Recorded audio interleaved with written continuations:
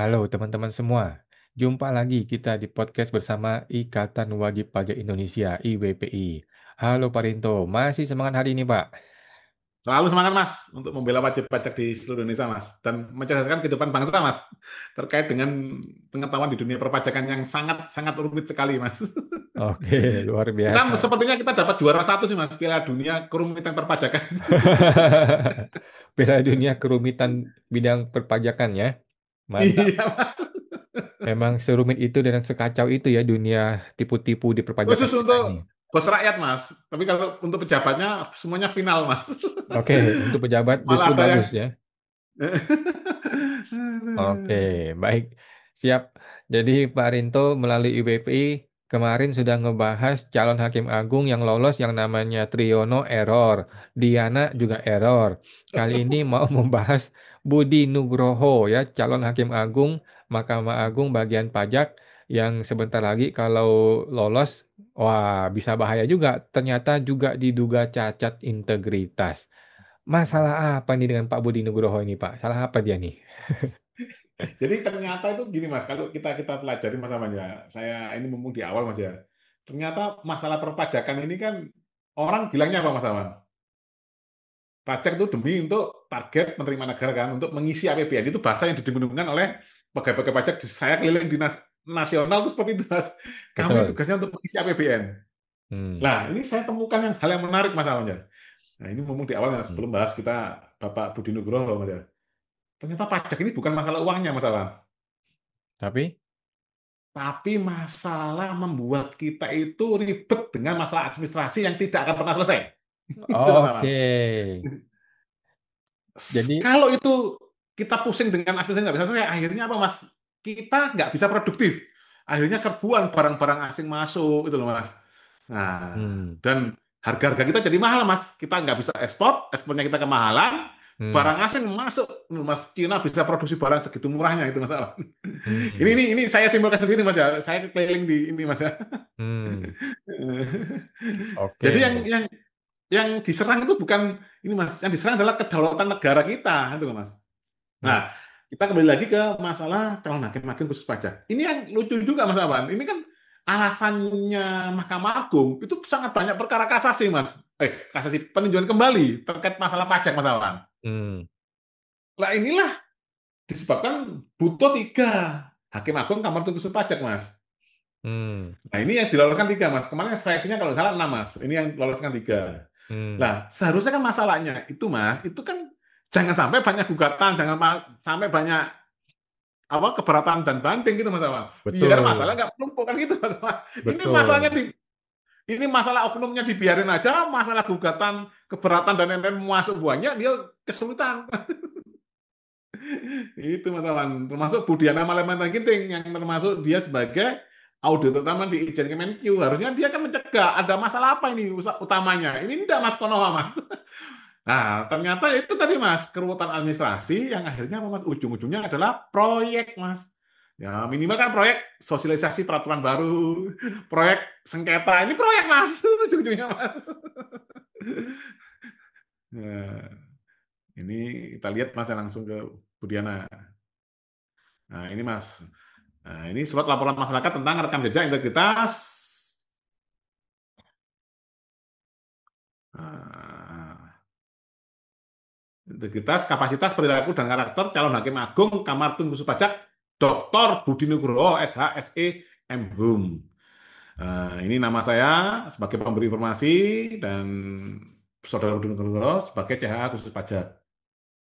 Integritas, CHA Khusus Pajak diduga melakukan perbuatan melawan hukum dan sedang digugat di Pengadilan Negeri Jakarta Pusat, Mas, dengan nomor perkara 412 PDTG 2025 garing PN Jakarta Pusat. Nah, ini Mas, ini Mas ya. Nah, ini Dr. Budi Nugroho ini Mas. Ini Lagi sedang digugat di digugat, Mas. pengadilan dia ini. Ya, Lagi digugat di pengadilan. betul, Mas. Waduh, masalahnya apa? Nah, nanti kalau dia diloloskan menjadi calon hakim agung di Mahkamah Agung, Mas, dia tinggal telepon temennya, udah kalahkan itu, kan gitu Mas. Hmm, Ini konflik kepentingan nih kawan. hmm, Bahwa dengan demikian, CH khusus pajak berpotensi untuk dihukum berdasarkan putusan Pengadilan Negeri Jakarta Pusat, sehingga CH khusus pajak dapat diklasifikasikan sebagai CHA khusus pajak yang tercela. Hmm. Bahwa berdasarkan uraian tersebut di atas, CHA khusus pajak tidak pantas untuk diloloskan menjadi CHA Hakim Agung Kamar Tunggu Khusus Pajak. Hmm. Yang kedua, CHA khusus pajak memiliki jam terbang 6 tahun sebagai hakim pengadilan pajak dan 13 tahun sebagai pejabat widya iswara atau hakim non karir. Hmm. Sehingga CHA khusus pajak tidak memenuhi, Mas, menjadi CHA khusus pajak berdasarkan pasal 7 Undang-Undang Mahkamah Agung. Ini lagi-lagi KY kecolongan, gitu loh, Mas. Hmm. Jadi kita rakyat yang disuruh. Makanya kan kita lucu Mas jadi negara Konoha itu Mas ya. Kita yang sudah menggayar mereka. Kalau tidak apa rakyat tolong diawasi. Nanti DPR juga ngomong gitu. Rakyat tolong berikan Hmm. kami aspirasi. Kami mohon dikritik kan gitu Mas. Nah, kamu kan dibayar untuk itu kan itu Mas. Oh DPR dibayar untuk mengawasi pemerintah, presiden dan stafnya. Lah kok malah minta bantuan rakyat lagi Mas. Rakyat sudah gaji DPR sudah gaji pemerintah. Hmm. Masih disuruh kerja lagi ngawasin kerjanya DPR dan kerjanya pemerintah, Mas. Waduh, Hmm. Mas. Oke. Bahwa Hmm. kekuasaan kehakiman dalam menjalankan prinsip due process of law mengharuskan pemenuhan ketentuan formil bagi setiap hakim yang dimaksud mencalonkan diri sebagai calon hakim agung. Nah, ketentuan ini diatur lebih lanjut dalam Undang-Undang Nomor 3 Tahun 2009 tentang perubahan kedua atas Undang-Undang Nomor 5 Tahun 2004 tentang Mahkamah Agung. Bahwa due process of law sebagai prinsip fundamental dalam sistem hukum yang menjamin setiap individu memiliki hak untuk diperlakukan secara adil dan sesuai dengan prosedur hukum yang berlaku oleh negara dan otoritas publik. Ini adalah pilar utama dalam melindungi hak dasar warga negara dari kesewenang-wenangan kekuasaan. Bahwa tidak ditemukannya informasi mengenai profil CHA khusus pajak melalui ZPP Kemenq menjadi kendala dalam verifikasi masa jabatan CHA khusus pajak sebagai hakim pengadilan pajak. Hal ini penting untuk memastikan pemenuhan persyaratan pengalaman paling sedikit 20 tahun sebagai calon hakim agung sebagaimana diatur pasal 7 huruf A angka 6 Undang-Undang Mahkamah Agung. Bahwa karena profil CHA khusus pajak tidak tersedia di laman ZPP, wah ini aneh juga Mas. Tidak ada Mas. Tapi Pak Triyono di konten sebelumnya kan ada Mas. Ini tidak ada Mas. Maka laporan pemberi rekomendasi merujuk pada laporan harta kekayaan penyelenggara negara CHA khusus pajak yang pertama kali pada tahun 2019. Nah, ini Mas, CHA khusus pajak LHKPN CHA khusus pajak tahun 2024. Nah, yang tercantum pada situs LHKPN KPK ini Mas. Dengan demikian dapat disimpulkan masa jabatan CHA khusus pajak terhitung sejak LHKPN sebagai hakim pengenaan pajak tersebut pertama kali dilaporkan yaitu 2019 dan terakhir 2024. Oke. Ini Mas. Ini 2019 ini 2024. Bahwa berdasarkan tampilan LHKPN 2019, CHA khusus pajak menjabat sebagai hakim pengenaan pajak sejak 2019 hingga saat ini. Terhitung CHA khusus pajak berkarya sebagai hakim pengenaan pajak 6 tahun, Mas. Terhitung sejak 2019 dan sampai 2025. Maka berdasarkan masa jabatan tersebut dapat dipastikan CHA khusus pajak tidak memenuhi ketentuan pasal 7 huruf A angka 6 Undang-Undang Mahkamah Agung yang mensyaratkan paling sedikit 20 tahun sebagai hakim karir untuk pencalonan sebagai calon hakim agung. Nah, ini Mas, quote-nya adalah pengalaman paling sedikit 20 tahun. Bahwa selanjutnya pemberi rekomendasi menguraikan apakah CHA khusus pajak telah memenuhi syarat sebagai hakim non karir berdasarkan fakta di bawah ini, meskipun yang bersangkutan adalah hakim aktif pengadilan pajak. Bahwa berdasarkan tanggapan permintaan informasi publik, nah ini Mas, PT Botcom Service Indonesia berdasarkan ini Mas ya, PPID, pemberi rekomendasi uraikan informasi berikut. Nah ini Mas, Widya Iswara pertama 2006 sampai 2008, Widya Iswara Muda 2008 sampai 2019, 2011, Widya Iswara Madya 2011 sampai 2019.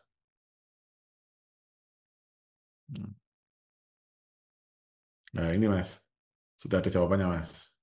Bahwa mengenai masa jabatan tersebut dapat dipastikan CHA khusus pajak tidak memenuhi ketentuan pasal 7 huruf B.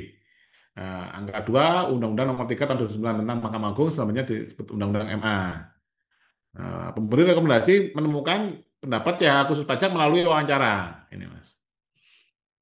Nah, CHA khusus pajak berpendapat bahwa sidang tetap bisa dilakukan Hmm. dijalankan meskipun pihak fiskus tidak menyampaikan surat uraian banding atau pihak wajib pajak tidak menyampaikan bantahan. Hal ini dinyatakan tidak prematur karena menurut pasal 45 Undang-Undang Pajak, sidang harus dimulai dalam waktu 3 bulan untuk gugatan dan 6 bulan untuk banding. Pandangan ini menimbulkan keraguan mengenai perlindungan hak wajib pajak karena proses korespondensi yang belum selesai bisa berimplikasi pada due process of law. CHA khusus pajak menyatakan bahwa putusan Hmm. tidak perlu dibacakan secara lengkap dalam sidang terbuka. Cukup poin penting dan amar putusan dengan persetujuan para pihak. Bahkan menurutnya pengucapan putusan dapat dilakukan melalui unggahan upload di sistem e-court.